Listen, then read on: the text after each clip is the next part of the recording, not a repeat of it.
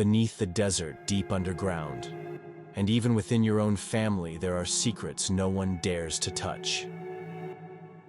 The following 3 stories are based on true experiences from 3 different people, 3 different paths, but they all share one thing in common.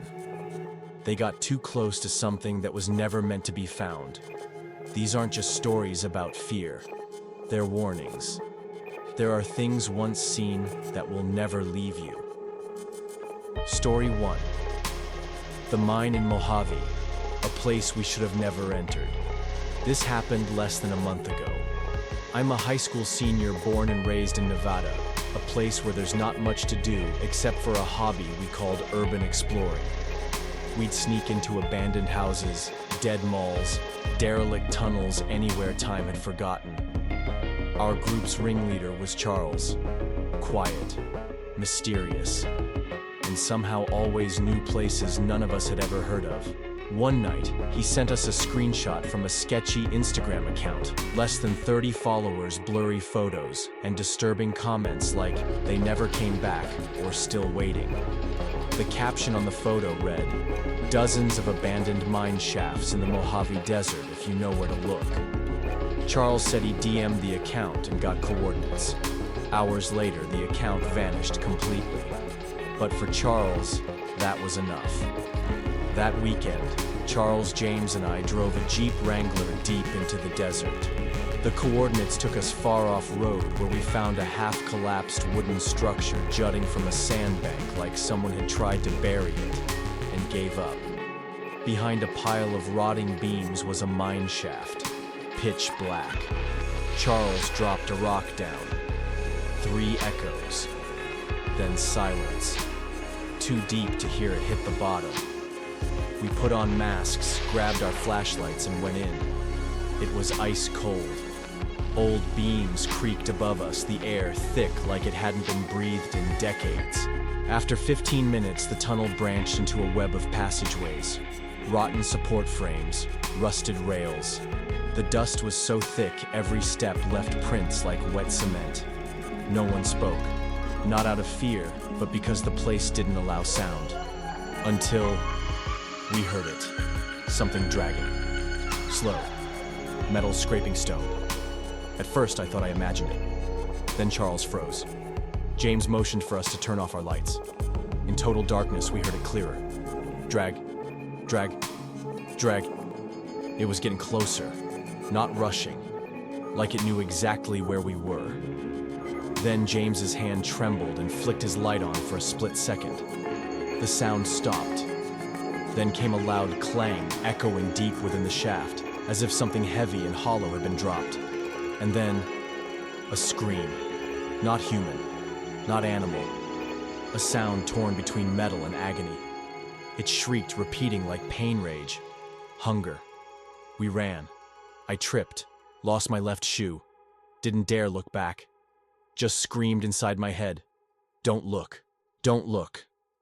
I scrambled up stone steps, barefoot splinters stabbing into my foot. When I burst out of the shaft, I collapsed, shaking dizzy. Days later, we returned to look for James's wallet. He dropped it, helping me get to the car. We didn't go inside, but we found my missing shoe. It had been bitten. Yes, bitten. Teeth marks the size of a human hand. Leather torn like raw meat. On the toe scratched into the rock dust with a nail. Come back. Story 2. Fire outside the tent.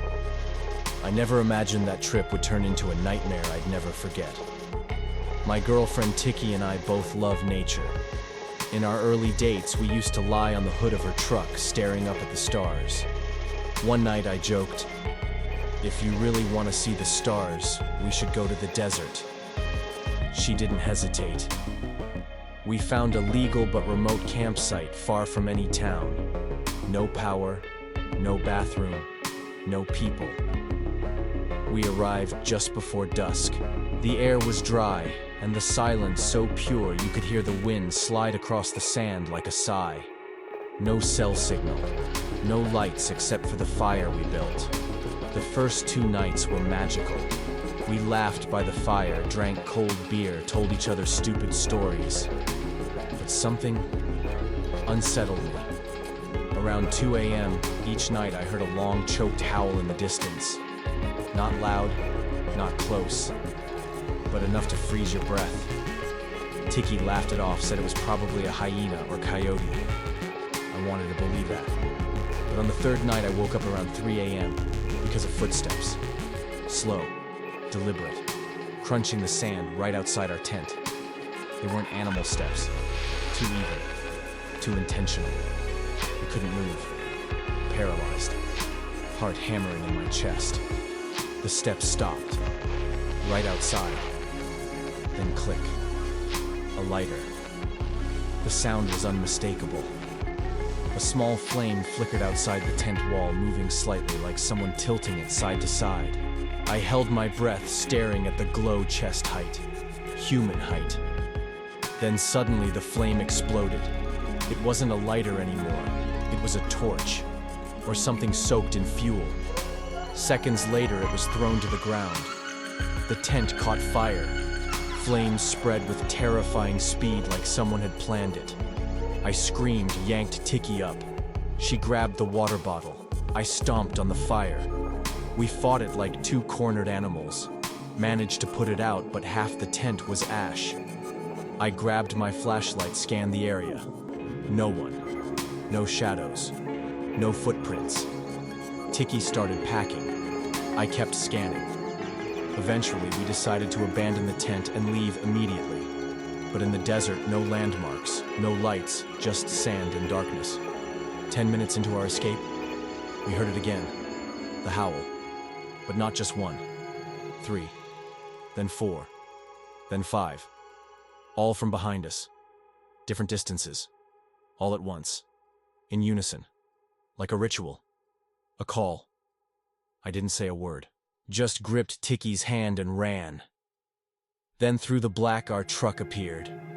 We threw everything in the back, jumped in, and took off. I didn't turn on the headlights for several minutes, too afraid of being seen. When I finally did, dust swirled in the beams. But nothing followed us. Or maybe I didn't want to know. We didn't speak until we hit the highway. Tiki was shaking. I felt numb.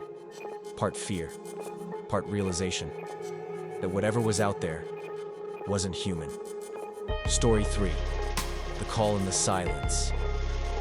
I used to believe my mother was just a strong, quiet woman, someone who left her past behind to build a better life, like many immigrants do. But one phone call last year changed everything. I was driving alone through the Arizona desert, headed to visit an old college friend. It was late. The radio crackled with static. I tried calling some friends, no answer. So I called my mom. We started talking about soccer, one of our few shared interests. That's when I saw them. 2 pickup trucks blocking the road ahead.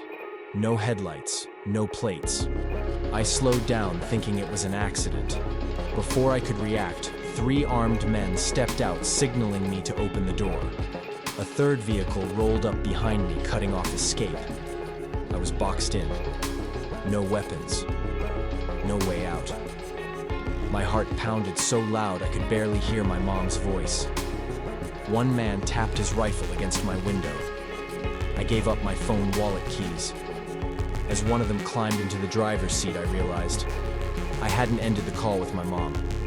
The phone was still on, still connected. He picked it up, paused, put it to his ear.